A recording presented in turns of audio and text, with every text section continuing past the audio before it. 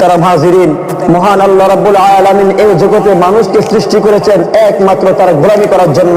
আল্লাহ রাব্বুল আলামিন বলেন, ওয়া মা খালাকতুল জিন্না ওয়াল ইনসা ইল্লা লিয়াবুদুন।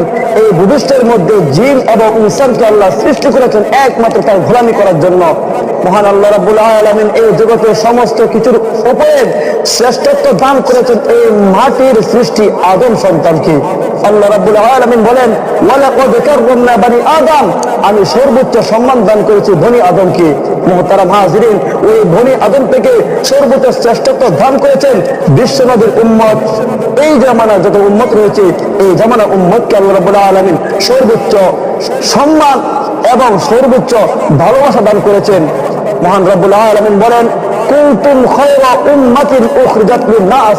ও দুনিয়ার মানুষেরা, বিশ্বনবীর উম্মত, তোমাদেরকে আমি সর্বোচ্চ সম্মান দান করেছি। তোমাদেরকে আমি আল্লাহ রাব্বুল আলামিন তোমাদেরকে আমি শ্রেষ্ঠ বলে ঘোষণা করে দিয়েছি। এই যে তাবাকুম, আমি তো তোমাদেরকে বাছাই করেছি। ওয়া আওরাসনাল কিতাবাল্লাযী নাসতাফাইনা মিন ইবাদিনা। এবং আমার বান্দাগণদের থেকে আমি কিছু মানুষকে বাছাই করেছি, অর্থাৎ উলামায়ে কেরামদেরকে আল্লাহ তাআলা বাছাই করেছেন দ্বীন কায়েমের লক্ষ্যে। এই জন্য মুহতারাম হাজির, সমস্ত মানুষদেরকে আমরা বলবো, ও দুনিয়ার মানুষেরা, আমাদেরকে আল্লাহ সৃষ্টি করেছেন দুনিয়ার বুকে দ্বীন প্রতিষ্ঠা করার লক্ষ্যে, আমাদেরকে শ্রেষ্ঠত্ব দান করেছেন যাতে করে দুনিয়ার বুকে আল্লাহ রাব্বুল আলামিনের সেই আলাতুল্লাহ কালিমাকে আমরা যেন সমুন্নত করতে পারি। আল্লাহ সকলকে বুঝ দান করুন, আমিন। নাসরুন মিনাল্লাহি ওয়া ফাতহুন করিব।